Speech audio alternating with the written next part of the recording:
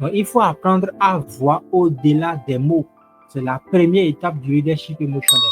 Un membre de ton équipe peut dire ça va et être en colère. Prenons un exemple d'une situation où un collègue est stressé. Yeah, c'est Emile dit Pondy Mike avec toute la famille New World Group LLC. Comment gérer les émotions des autres dans une dynamique d'équipe? Bon, évidemment, on parle de l'entrepreneuriat, du leadership et tout ça. Il faut savoir donc gérer les émotions des autres. Il faut savoir reconnaître, comprendre et répondre de manière constructive aux émotions des autres, votre leadership émotionnel. Ce qu'il faut savoir, c'est que diriger ou collaborer, ce n'est pas imposer une vision, c'est connecter avec les cœurs qui vont la porter. Diriger ou collaborer, ce n'est pas imposer une vision, c'est connecter avec les cœurs qui vont la porter. Et c'est là que j'aime beaucoup plus Steve Jobs. C'est quelqu'un qui comprenait la puissance des connexions, des cœurs de ceux qui portent un projet. Ok? Donc, c'est vraiment important. Hier, on a parlé de nous-mêmes. Et si tu ne comprends pas, après avoir compris plutôt nos propres émotions, si tu ne comprends pas comment gérer les autres, tu ne comprends pas ceux des autres, mais ça c'est très difficile parce qu'aucun projet ne grandit seul.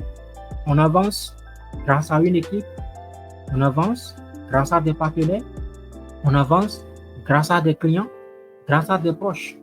Et chaque relation humaine est un terrain d'émotion, c'est un terrain émotionnel. Donc, il faut d'abord comprendre les émotions des autres. Et ce qu'il faut savoir, la première chose, c'est que les émotions ne sont pas des opinions.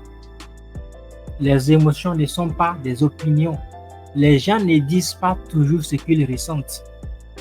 Ils ne ressentent pas toujours ce qu'ils disent. Un membre de ton équipe peut dire ça va, mais être en colère. Vous voyez, les émotions ne sont pas des opinions. Un partenaire peut t'envoyer un message froid et en réalité être stressé. Donc, il faut apprendre à voir au-delà des mots. C'est la première étape du leadership émotionnel. Et il y a quelques signaux émotionnels qui sont non-verbaux. Quelques signaux émotionnels qui sont non-verbaux. Premièrement, c'est le ton de voix. Deuxièmement, c'est le regard. Troisièmement, c'est la gestuelle. Quatrièmement, c'est le rythme. Le fait de parler vite, lentement, éviter un sujet. Donc, quand quelqu'un parle à travers sa voix, vous voyez maintenant, moi, je parle normalement.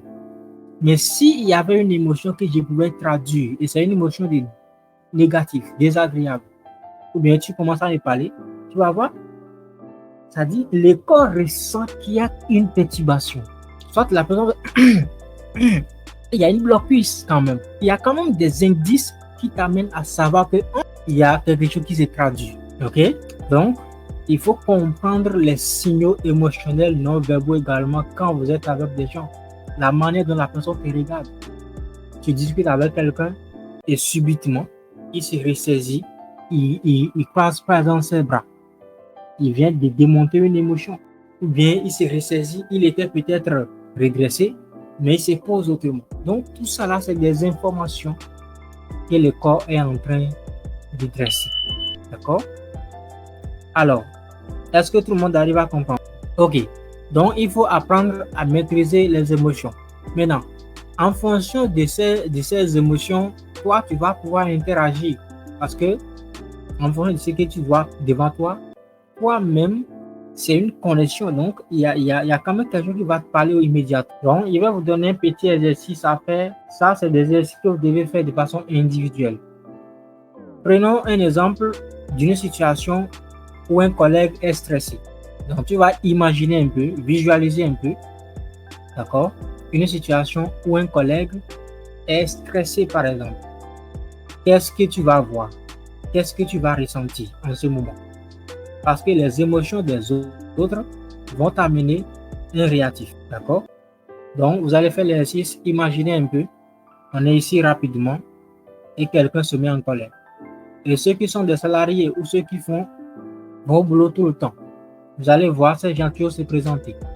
Donc, il faut déjà faire l'exercice pour savoir ce que vous allez ressentir quand par exemple quelqu'un est stressé en tant que votre collègue. Ensuite, la deuxième partie, c'est il existe 3 types de collaborateurs émotionnels. Il y a 3 types de collaborateurs émotionnels. Le premier type de collaborateur émotionnel, c'est le réactif. Le réactif, il vit ses émotions sans filtre. Tu lui fais quelque chose, maintenant il réagit aussi automatiquement, de façon prompte. Tu lui dis quelque chose qui l'énerve, il intervient en même temps. Tu fais quelque chose qui ne le prépare, il va en même temps réagir. D'accord? Donc, c'est ça le réactif. Lui, c'est un collaborateur émotionnel réactif. Ensuite, il peut être impulsif ou explosif. Il peut réagir de manière désagréable ou de manière posée. Mais c'est quelqu'un qui a besoin d'être entendu, qui a besoin d'être rassuré. Et si ça vous arrive vous-même, vous faites partie des réactifs. Et là, qu'est-ce qui va se passer? Il faut pouvoir, quand vous êtes face à quelqu'un du genre qui est réactif, il faut l'écouter attentivement. Et il faut faire une reformulation pour désamorcer qui l'amène à réagir aussitôt de façon impulsive ou bien explosive. Troisième type de collaborateurs émotionnels, ce sont les rationnels. Le rationnel. Qu'est-ce que le rationnel fait? Il cache ou minimise ses émotions. Le rationnel cache ou minimise ses émotions. Il prend ça sur lui et il a besoin juste d'un espace sécurisé pour s'ouvrir. Quand il voit que c'est rassurant, c'est sécurisé, il peut s'ouvrir avec ses émotions. Donc, quand tu fais face à ces gens de personnes, il faut poser des questions ouvertes. Il faut valoriser, d'accord, la vulnérabilité pour permettre à la personne de s'ouvrir, pour ne pas se fermer. Il y a des gens, ils sont des rationnels avec les émotions. Ils cachent beaucoup de choses ou ils minimisent les émotions. Le troisième type de collaborateur émotionnel, c'est l'éponge émotionnelle. C'est des gens qui absorbent les émotions des autres. C'est des gens qui se laissent vite submerger. Ça les pénalise tellement. Et donc, ils ont besoin de beaucoup de clarté, beaucoup d'ancrage. Et qu'est-ce qu'il faut faire à ces gens? Rappel, il faut les faire rappeler les faits. Il faut recentrer les objectifs. C'est des gens souvent qui se recentrent sur les objectifs. Donc, il faut leur permettre également de faire de la respiration émotionnelle. Parce que quand une émotion se présente, ils absorbent ça tellement que ça reste désagréable. Et si tu fais partie de ces gens-là, tu dois pouvoir beaucoup te recentrer sur les objectifs et surtout faire de la respiration émotionnelle. Et la respiration émotionnelle n'est rien d'autre que des pauses et le fait de peut-être se concentrer quelques minutes pour respirer profondément plusieurs fois pour pouvoir faire digérer l'émotion. D'accord? Ensuite, répondre aux émotions sans les subir. Comment il faut le faire? Vous pouvez répondre aux émotions sans toutefois. Il y a une règle d'or qui vous permet de ne rien prendre personnellement. Ça, c'est une puissance de l'intelligence émotionnelle. La règle d'or, c'est quoi? Ne prends rien personnel, d'accord? Les émotions de l'autre lui appartiennent. Ton rôle, ce n'est pas de les porter, mais de les comprendre et d'y répondre avec. Et un exemple vécu. Un jour, un membre de mon équipe, j'avais formé une équipe avant, il y avait plein de gens dedans, c'était des cadres et on voulait même concevoir un projet qui s'appelait, je laisse le nom de projet, mais un jour, un membre de mon équipe m'a parlé avec agressivité. Donc, plutôt que de répondre sur le même ton, j'ai dit, je sens que tu es tendu. Tu veux qu'on en parle calmement. Rien que cette phrase a transformé les choses. Il s'est effondré. Il n'était pas en colère contre moi, mais contre sa propre situation. C'est depuis ce jour-là, j'ai compris que le vrai sens du leadership émotionnel, c'est pas forcément répondre aux gens, ce n'est pas forcément être réactif, non.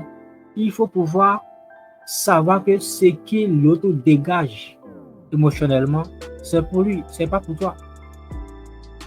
Surtout quand tu travailles sur les réseaux sociaux, mais tu dois pouvoir gérer tellement tes émotions. Les gens vont venir sur les commentaires insulter. Les gens vont dire non, regarde-moi celui-ci. Celui qui ne te connaît ni d'Adam ni d'Ève. Il viendra te raconter des bêtises. Tu vas penser que vous mangez dans le même plat. Mais là, Ce qu'il faut comprendre seulement, c'est que ce qu'il lui a dit là, c'est pour lui, ce n'est pas pour toi. Non. Ne prends rien personnellement. Jamais. Ne prends rien personnellement. Écoute les gens, mais sache que ce qu'ils dégagent en termes émotionnels, ça les appartient. Les émotions les appartiennent. Toi, il ne faut pas les porter. Il faut juste les comprendre et répondre à la hauteur. D'accord? Deuxième chose, c'est la technique des 3 R. La technique des 3 R. Pour répondre aux émotions sans les subir, il faut adopter la technique des 3 R. Premier R, c'est ressentir, c'est-à-dire être présent et à l'écoute. Deuxième R, c'est reformuler, donner un miroir à l'émotion de l'autre. Donc, tu réformes ça. Et troisième R, c'est rediriger, revenir à l'objectif sans fuir l'émotion. Donc, il faut ressentir les émotions, pour être présent et les écouter. Il faut les reformuler pour donner un nouveau miroir à l'émotion de l'autre et il faut les rediriger. Et un exemple simple. Je sens que tu es frustré. Tu aurais aimé que ça se passe autrement. On va voir ensemble comment on peut avancer avec ça. Vous voyez? Ressentir. Je sens que tu es frustré. Reformuler. Tu aurais aimé que ça se passe autrement. Rediriger. On va voir ensemble comment on peut avancer avec ça. Et il faut pouvoir utiliser la technique des 3 R si vous voulez répondre aux émotions des autres sans toutefois les subir. Troisième chose, pour répondre aux émotions des autres sans les subir, c'est la gestion des émotions négatives en équipe. Il ne faut jamais ignorer une émotion qui affecte l'ambiance. Les amis, quand tu ignores une émotion qui affecte l'ambiance collective, c'est grave. Parce que quand quelqu'un vient dans une communauté, supposons que vous êtes dans un groupe et quelqu'un interagit et réagit de manière désagréable, négative, ignore ça, l'interprétation que des milliers d'autres personnes vont prendre de ça, mais tu ne peux même pas comprendre. Donc il ne faut pas les ignorer. Il faut utiliser également les feedbacks comme outil d'hygiène émotionnelle. C'est que les gens disent. Et toujours, il faut séparer la personne de son comportement. Il y a des gens, ils sont comme ça. Il ne faut pas les ignorer. Il faut utiliser les retours pour pouvoir organiser l'hygiène émotionnelle. Et il faut toujours séparer la personne de son comportement. Je veux conclure cette session pour dire simplement, l'intelligence émotionnelle n'est pas juste un outil pour se sentir bien. C'est un levier très stratégique. Celui qui comprend les émotions des autres a un pouvoir d'influence, a un pouvoir de pacification, a un pouvoir de mobilisation énorme. Nous vivons dans un monde de la mobilisation. C'est pourquoi dans New World, on est une équipe. On n'est pas une addition de talents, mais une connexion de volonté. Et cette connexion, elle passe par la compréhension émotionnelle. Okay? Donc, un petit exercice pour vous. Pensez à quelqu'un dans votre environnement professionnel avec qui la relation est tendue ou froide. Demandez-vous quelle émotion cherche-t-il ou elle a exprimé. D'accord? Et vous-même, c'est-à-dire et moi, quelle émotion puis-je lui offrir? Ça, c'est un exercice que vous allez essayer. Tout ça, c'est pour vous permettre de rentrer un peu dans la pratique de ce que j'enseigne. Donc, pensez à quelqu'un dans votre environnement de travail avec qui la relation est tendue ou froide. Demandez-vous quelle émotion cherche-t-il ou elle a exprimé et moi, quelle émotion puis-je lui offrir. D'accord? Les émotions, on a dit la vie, c'est les émotions. Dans la famille, dans les couples, dans le travail, partout où tu vas se présenter, tu vas devoir gérer les émotions face aux autres. Il faut maîtriser tes propres émotions et il faut maîtriser les émotions des autres. Sinon, tu vas créer des catastrophes. Les gens vont créer des catastrophes et toi aussi, tu vas créer des catastrophes. Prenez soin de vous et passez une très bonne nuit. Je choisis de rester debout, de ne pas me perdre. La vie est mon coach, chaque pas m'enseigne ce que je dois être. La vie